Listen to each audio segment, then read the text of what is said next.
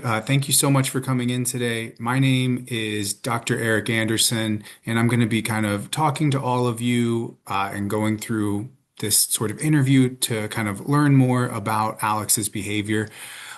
Before we do that, I would love for you to just call me Eric. Would you prefer me to use your first name, your last name? How would you like me to address all of you? Um, you can just call me Gordon. Okay, great, Yeah, Gordon. just call me George. Lisa. Okay, perfect.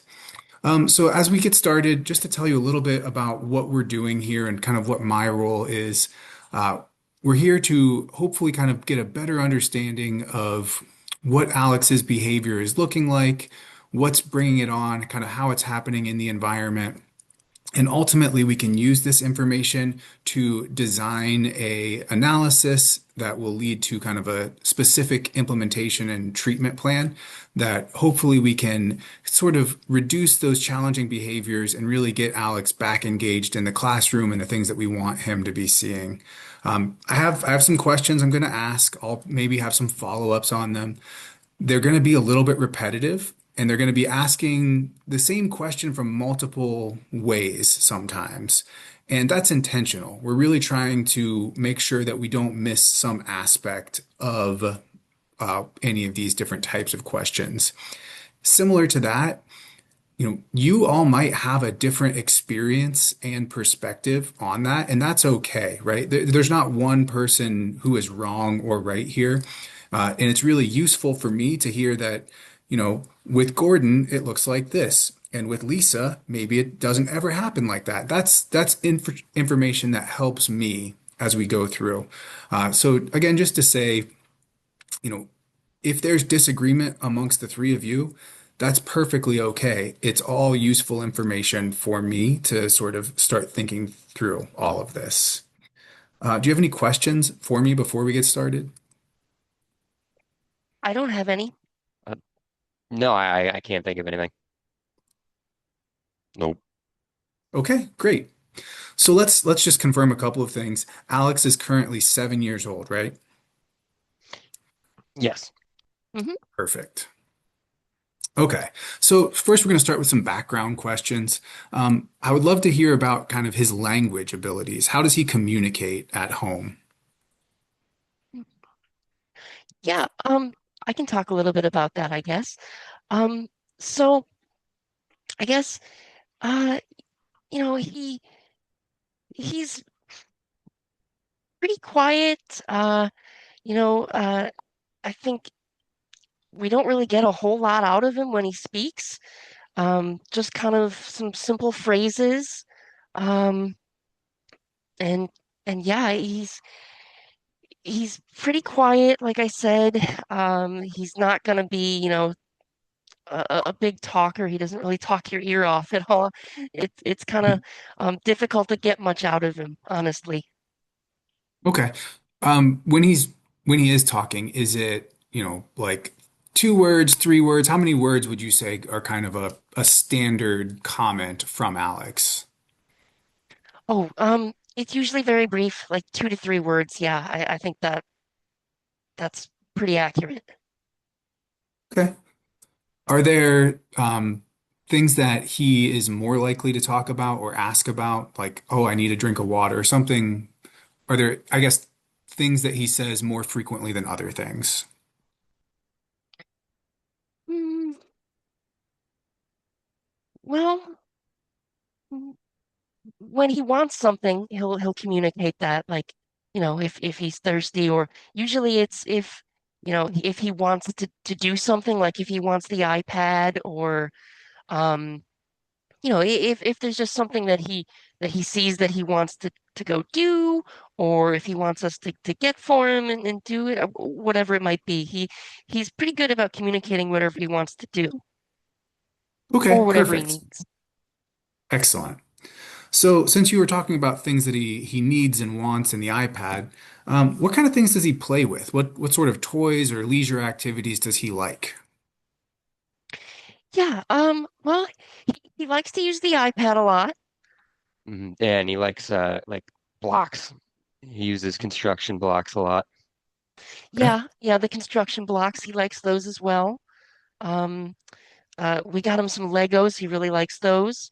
And some other kind of like building blocks. I think he's got, we got him a Lego spaceship that he really likes.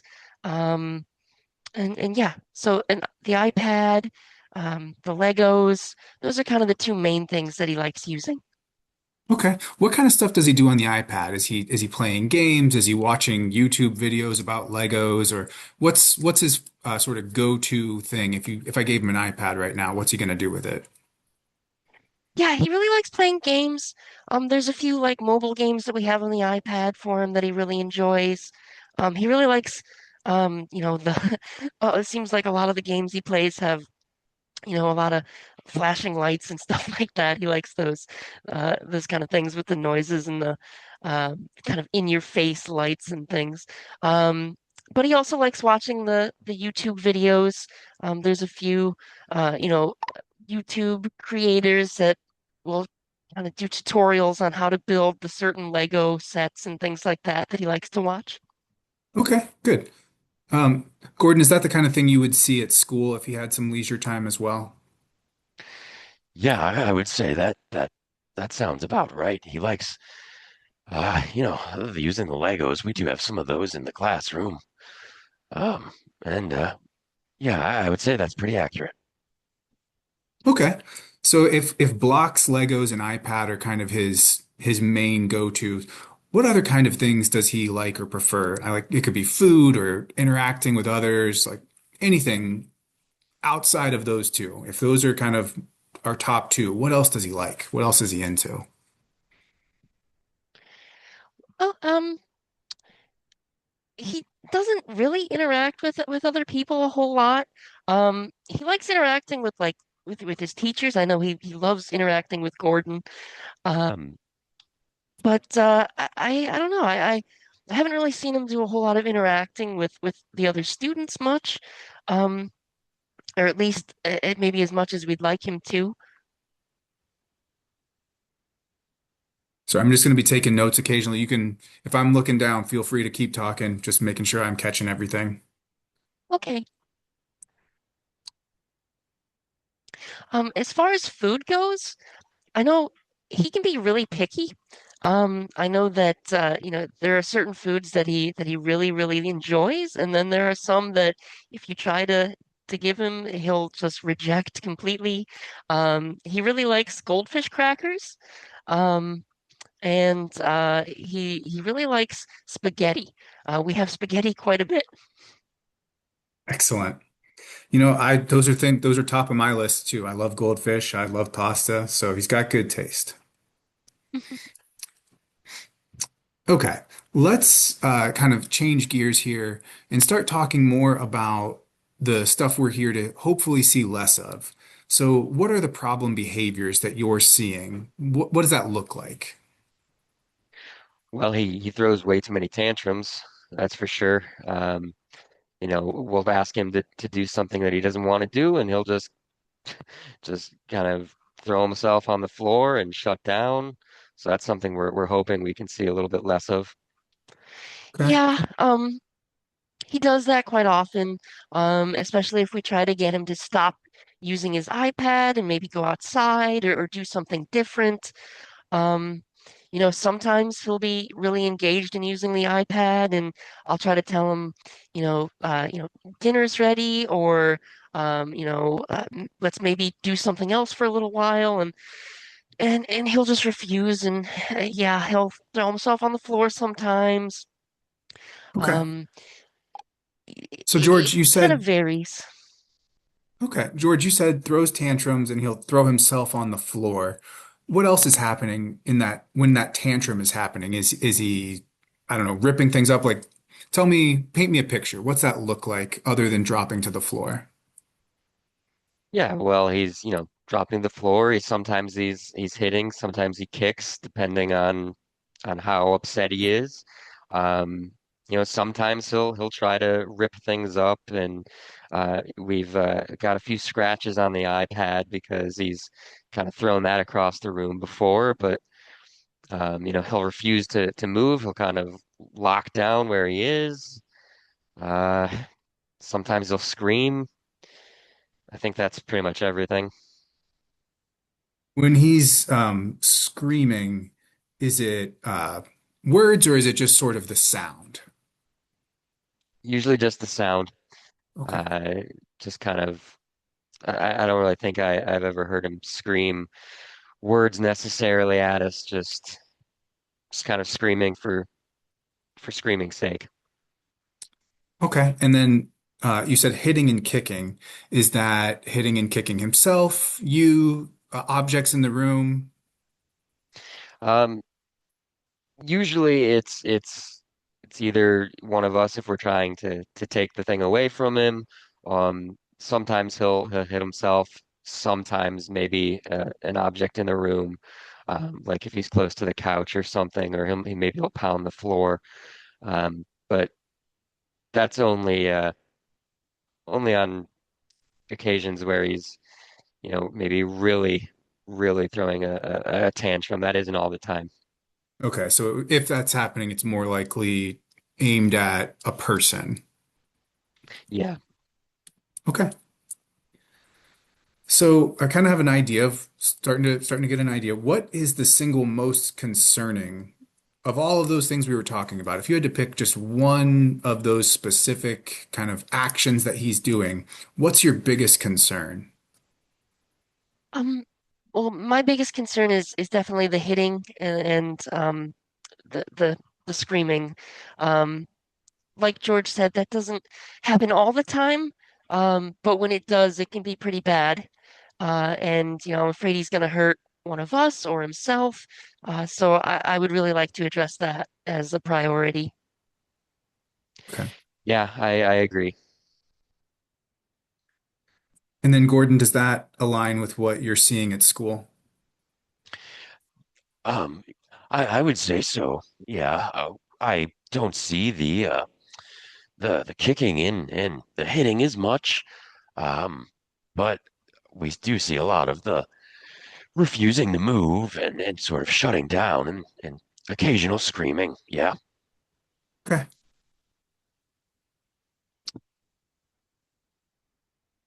All right. So what I want to do next is kind of make a ranking. So if number one is that hitting or kicking, we'll kind of put them together, right? So there's those things that are maybe hurting himself or other people. What would the next most concerning? What's our number two most concerning behavior? Um, well, I guess another thing that I've been concerned about is just he he doesn't really listen when we ask him to do things. So, if I tell him to do his homework or if there's some chores or something I ask him to do, that can be a bit difficult to get him to do. And I would really like to see some improvement there as well. Okay.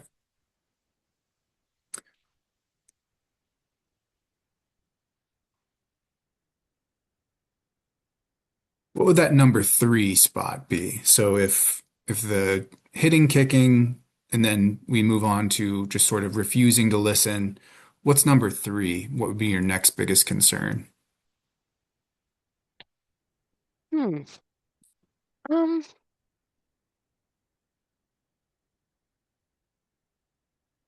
Or maybe it's not even like maybe it's just something else that's happening, but it's not quite at that number three spot. Are there, I guess, other behaviors that you are also a little bit worried about, even if it's not as high up the ranks? yeah, yeah. So another thing that I've noticed that he struggles with is he really needs things to be in a specific routine.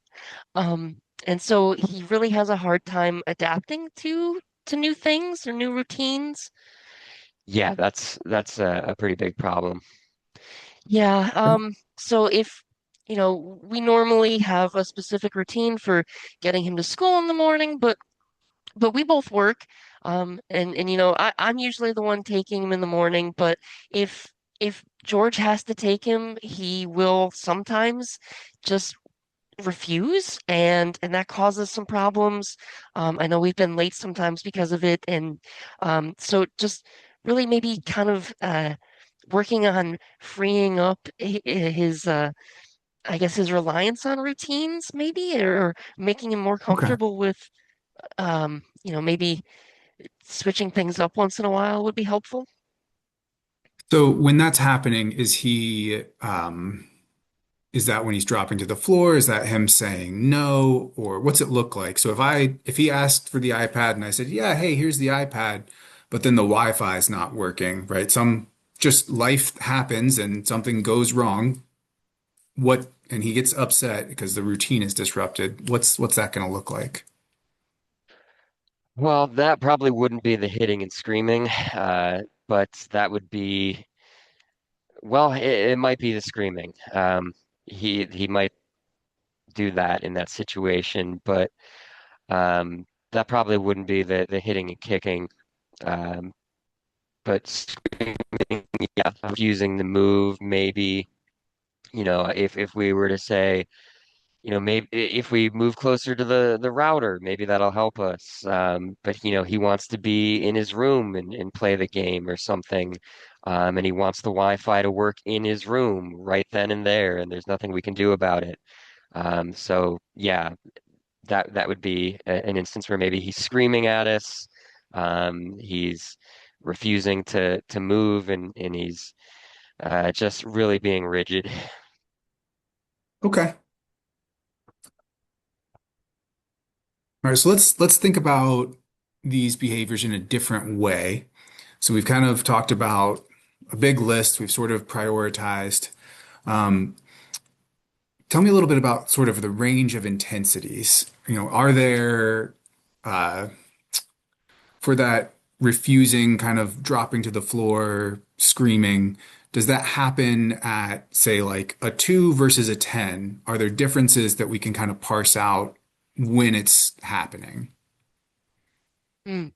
Um, I would say yes, for sure.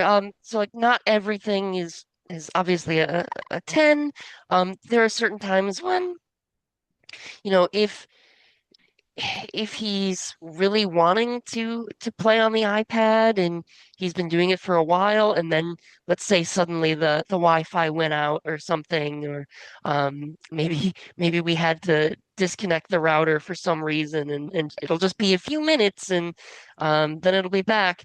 But if he's really into the thing that he's doing already and then it goes out, that's usually a higher intensity. Um, as opposed to if, if he tells me that he wants to use the iPad and I say, well, I don't have the iPad right now, or um, you know, uh, let's finish dinner first, or something like that. Um, if he gets upset at those, it's usually a lower intensity. But if he's been doing whatever he's doing on the iPad and then suddenly there's a change, that's usually when it's more intense. Okay. So if let's throw some numbers on here. If it's a 10 for me to yank the iPad out of his hand because there's a fire drill and we have to go right now. Some big drastic sudden change has to happen. If that's a 10 and that's on the floor, screaming, kicking, maybe hitting himself, maybe hitting the floor. If that's our max, what's a 2 look like? Where it's still you would still say it's happening, but it's not to that level. Yeah, I would say, uh, well, I think the example I just gave is kind of a good one that's fresh in my mind because it just happened recently.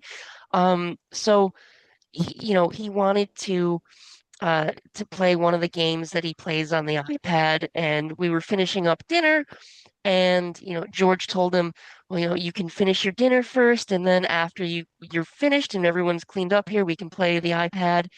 And he didn't like that. So he refused to eat the rest of his dinner. He refused to move from the table.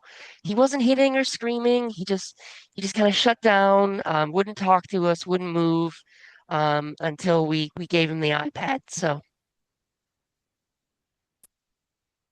When you say shut down, wouldn't move, is he, I guess tell me what that looks like. Is he like grabbing the chair, tensing his muscles? Is he just sort of ragdolling where he's just dead weighting you and like what does it look like when he is not intense but still refusing?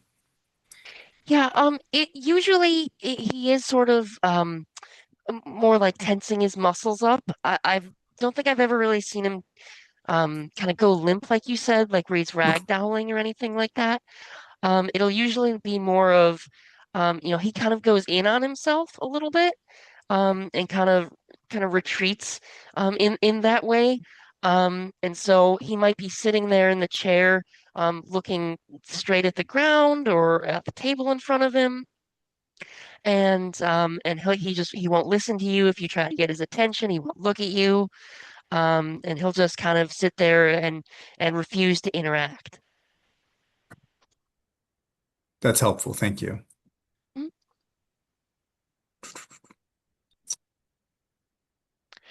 And Um, I would say I've seen the same kind of thing in class. I've seen him do that before. So okay, so that kind of lower intensity. And you were also saying you see less of that kicking in the classroom too. So, okay, that's yeah, that's good we to have know. that. Um, Kind of last question thinking about the behaviors, and we'll start thinking about maybe why it's happening. But um, are there sort of bursts or clusters of this behavior when it's happening? Or is there something that sort of usually precedes the tantrum? For example, and it doesn't have to be this, but just as an example, something like furrowing a brow, or you start maybe seeing hunched shoulders, or something that lets you start to think, oh, it's about to happen. I need to get ready. Yeah, the hunched shoulders, that's Okay. kind of the main indicator that we usually go off of whenever we see him do that. Um, I don't really know if I've ever seen him do anything else. The furrowed brow is part of it, but it's usually more the shoulders. Once we see his shoulders kind of go up by his ears, that's when we know it's coming. Okay. Any vocalizations or things that he might say? Any kind of other clues that again lets you know it's coming. I need to be ready. Yeah, sometimes he'll it kind of works almost like a domino effect, I'd say, Hmm. where we can kind of see him raise his shoulders up and kind of retreat in on himself, like Lisa was saying, and then the next thing is usually he'll start he's not screaming yet, but he might start muttering to himself in again, not really saying anything in particular. Maybe he's just kind of making inaudible noises, or nonverbal noises, I should say. Um, and so you get the combination of the shoulders up and the noises, and that's kind of the big indicator. Okay, so with that, those sort of muttering, just to make sure I have a good idea of what it looks like. If normal volume, everything's going great, he says, "I want the iPad," or "iPad, please." Is that muttering louder or more quiet than just a normal conversational tone for him? It's usually Or the softer. same? Softer? Okay. Yeah, So not quite as easy to hear. yeah. Okay. Okay, so I think I have a reasonable idea of kind of what our range of behaviors looks like. So now I want to start thinking about maybe when these things are happening and see if we can identify the why. So under sort of what conditions, what situations would you say the problem behavior is most likely to occur? And for these, we can think about sort of any part of that intensity, right? So it can go all the way up to that 10 or it can be that 2. But what do you think is the condition when it's most likely to happen? Um, can you explain what you mean a little more? Yeah. So, and I don't want to plant ideas, but just as an example, it always happens when I give them a math worksheet, or it Oh, always happens when it's time to go to bed, that kind of thing. So, sort of activities or times or places. It doesn't have to be something that's so routinized, but uh, things like that where you just, in that situation, you would expect to see the behavior more. got it. Yeah. Well, I think I experience it the most whenever I'm trying to get him to either do, like I said, homework or chores. Um, I would say that he if I'm asking him to do something like science homework, then it's not so bad. But if I'm asking him to do his language arts homework, then that's going to be an issue. Um, he usually gives me a little more trouble with the homework that's related to reading or language arts. He enjoys science, so I can usually convince him to do that a little easier.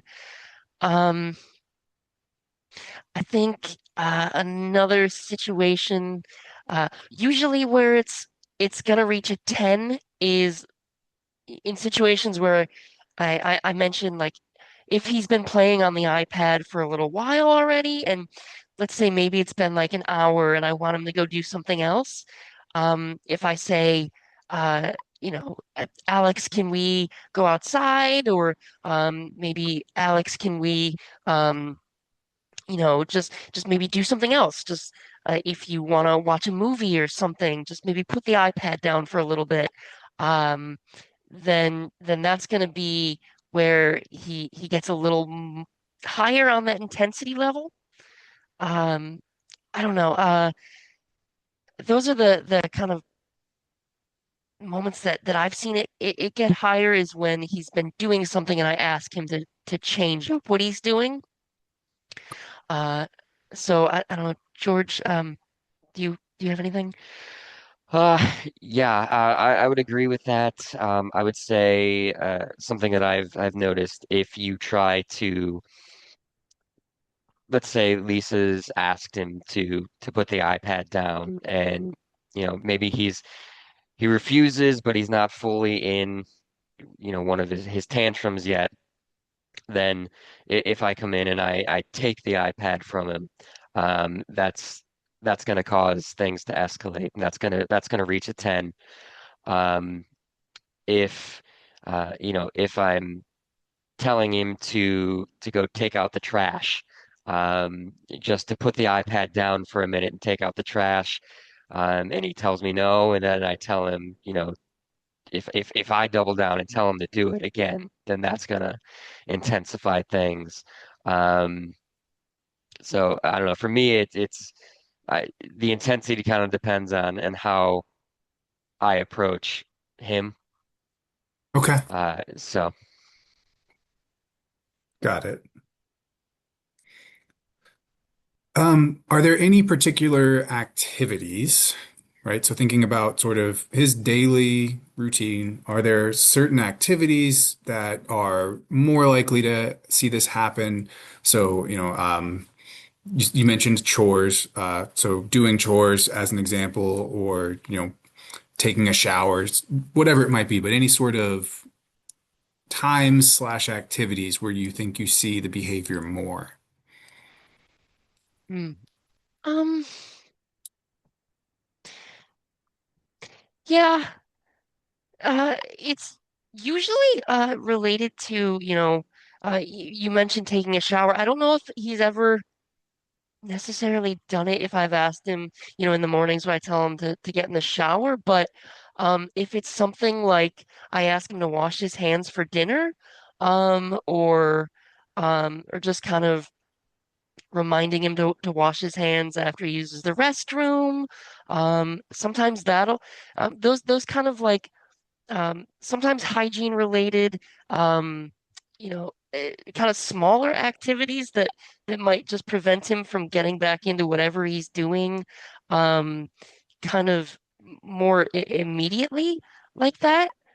Sometimes those are never really intense, but I've noticed that be the case if say yeah, like if we're having dinner and I tell him, especially if we're having spaghetti and he's excited about it, and I say, go wash your hands before you sit down at the table and start eating.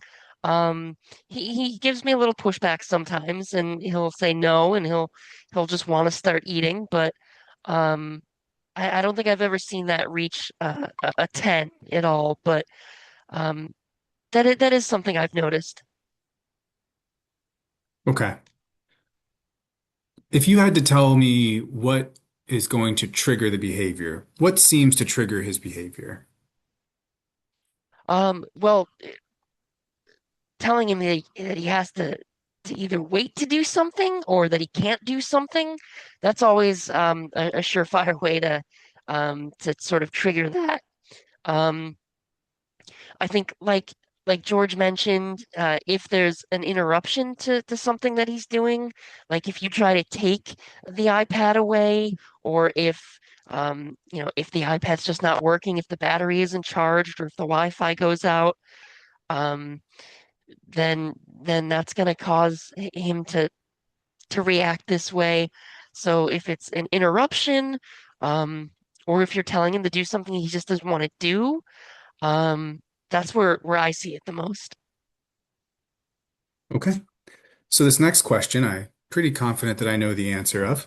But does that problem behavior occur when you break routines or interrupt activities? Yes, all the time. Yeah. I would say that's 9 out of 10 times. That's where I'm seeing it. It's usually because I'm the one who's breaking his routine or interrupting something that he's doing. Um, so yeah, that's where I see it the most. Okay. If it's 9 out of 10 that, what's the 1 out of 10? hmm Um, well, sometimes it's just, if if he just has to wait to do something, so you can tell him that, here's the iPad, the battery's low, let me just grab the charger really quick, and it might be in the next room. That's again never really reaching a 10, I don't think, but sometimes just telling him that he has to wait just maybe a few moments can cause that. Um, and I think that's really all I see. Okay. So does the problem behavior happen when he can't get his way? Yes, yeah, that is usually the main trigger, is if he can't do what he wants when he wants it, that's going to be an issue. Okay. And is that what you would see at school as well, Gordon? Yeah, yeah. I would say that that lines up pretty well. It's usually whenever we ask him to do something that he doesn't want to do, or if we try to compromise with him and say, uh, maybe, uh, hey, you can do this thing, but first we have to finish this worksheet or whatever it is that we're working on.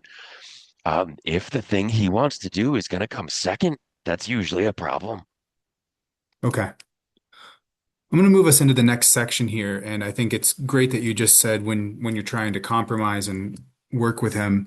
Um, so we're going to start thinking kind of about what happens after the behavior, how people in the environment are reacting. So first broad question here, how do you react and respond to the behavior when you see it? Mm. Well, I guess I try to stay calm, and I just try um to give him what he wants. Honestly, that is usually what calms him down the fastest. I don't know if that's the best, but there are situations where we need him to calm down.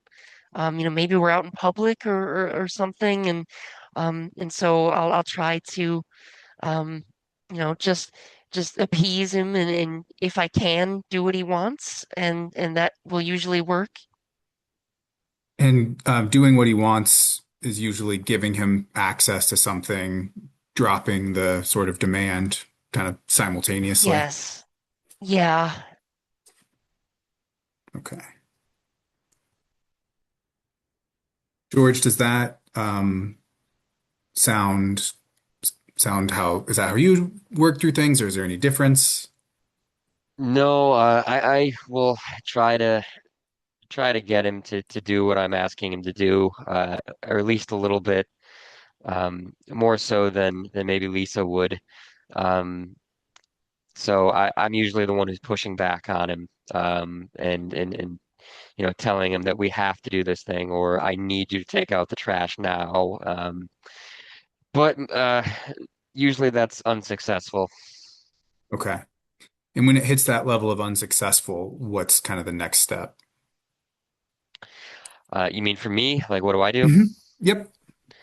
Um, Usually, at that point, I'm pretty frustrated, so I just give in to him. Okay.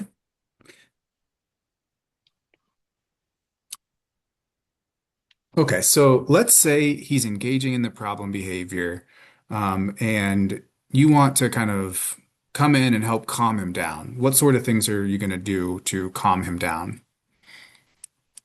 Well, I guess for me, I always try to, you know, talk in a an even tone. So I make sure that I'm not, you know, raising my voice at all or appearing, you know, I guess panicked. And just trying to stay even and neutral when I'm speaking to him. Um, and like I said, I guess really just kind of asking him what he wants in the moment and then trying my best to do that or if I'm asking him to do something and it's kind of riling him up then telling him we can maybe do that later. Um and like you said, sort of dropping that demand that I'm asking of him. Uh and I think that's probably what I do. That's how I handle it. Okay.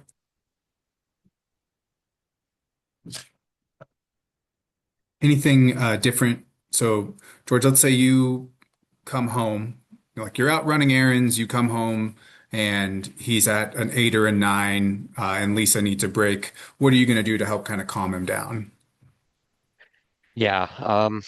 Well, I would like to say that I try to be even like Lisa is, but that's I don't know. I guess sometimes I could be better at that. But I'll try to, you know, tell him that we need him to do something, and try to get him to listen to me. But that, like I said, doesn't usually happen. So I guess I try to take a more forceful approach, at least at first. And I guess recently, we've tried to drop that a little bit. So I'm trying less to get him to listen to me and to do the things that I need him to do and trying to compromise with him more. And I think like Gordon said, you usually have to put what he wants to do first. I'm still fighting that, but it doesn't really work a whole lot. So This is all, it's all oftentimes really it, useful. I appreciate you yeah, just being frank with me. Like that's what's going to help this process. So thank you. Thank you for sharing. yeah, I grew up where, you did what your parents said and you didn't really talk back. So, I guess sometimes that's kind of how I approach the situation, but that's never been helpful. And so I'm working on adjusting that. And, I guess now we're coming in and I still try to be a little more forceful and try to get him to listen to me. Um, but it's involving more compromise, more hey, if you do this thing, then I'll give you your iPad. Or if I let you look at your iPad for 10 minutes, then you have to take out the trash. The problem with that, though, is then 10 minutes is up and he still doesn't want to do the trash. So that can be an issue. Yeah, I get that. Okay. So let's look at this from the other side of it. So kind of we've been looking at he's at a more um, elevated level and what we kind of do in that situation. Let's say he's in that muttering, hunched phase, and you want to sort of interrupt it. You want to distract him so that it doesn't go up to that 8 or 9 or 10. What kind of things would you do to sort of catch it before it gets more intense? Um, well, for me, it's usually the iPad, to be honest. That's kind of the thing that calms him the fastest. So if I sort of notice that he's showing those signs of maybe elevating, um, especially if what he's wanting is the iPad, then yeah, then I'm gonna give that to him. Um, but even if it's just something like, um, I don't know, if we have to go out, if we're at the store and sometimes I have to take him with me when I go grocery shopping, and he'll be okay for a little while, but let's say we're there for 40 minutes and we're at 35 minutes in and he's getting a little antsy and I'm starting to notice these things and he wants to go home. Um, and I always make sure I have the iPad with me. So that if I kind of notice that, I'm like, okay, well, here's your iPad. We'll be done in a few minutes. And we'll be home. That usually works. Just sort of giving him that thing that I know he likes. And we can load up a bunch of different games on it for him. He's got YouTube, so the iPad kind of works as that has a bunch of different things that he likes in it and can calm him down. Okay. I'm curious, what do you think he might be trying to communicate when that tantrum is happening? Is he trying to tell you something? And maybe not, but if he's trying to communicate something to you, what would it be? Hmm.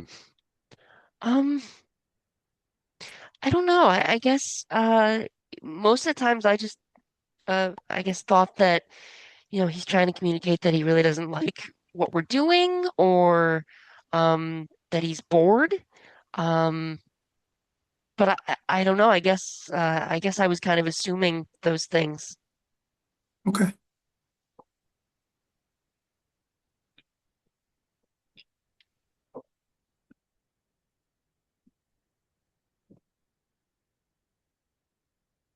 Do you think that his problem behavior could be a form of self-stimulation? So, like he enjoys the problem behavior, he's doing the behavior just for the sake of it at all? Oh, I I never really thought of that. Maybe. Uh, I think possibly. When I think about, times like I just mentioned, like if we're at the store, and he starts doing that sort of thing, I guess that would make sense. I Okay. definitely think he does it sometimes for that reason. Yeah, sometimes it feels like it just comes out of nowhere, and I think that would make sense.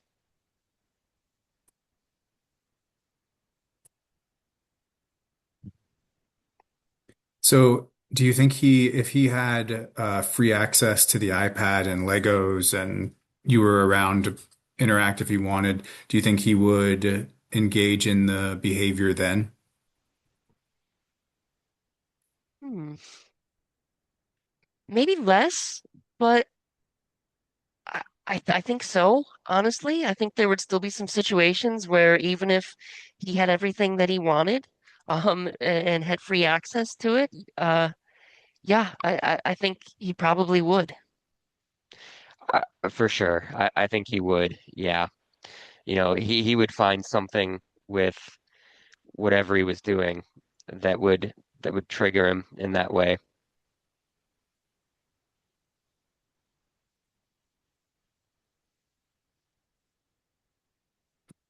We're almost done here. So, just sort of a broad question. Why do you think he's engaging in the behavior?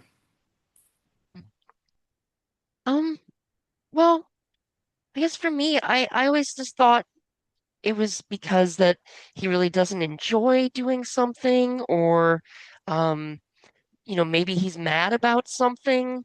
Um, he tends to get frustrated pretty easily. So I always thought that was part of it too. So, if he's maybe struggling to like build the Lego spaceship that he's working on or something. I always thought maybe that like his frustrations played a part in that. Um, but other than that, I don't really know. Okay. What do you think, George? I would say the frustration is definitely part of it. You know, I think I've seen him do these behaviors at times when, I've been giving him access to what he's wanted, and maybe he's just not winning at the game that he's playing, and he'll make another demand um, about something, and I'll try to do whatever he's asking, but it won't be right, and he'll start to do these things. So I think more often in those situations, it's just because he's mad about whatever he's doing, and he wants it. I guess he wants more control over whatever he's doing, Okay. if that makes sense. Yeah. And then Gordon, same question. Um, yeah, I think I would agree with that actually.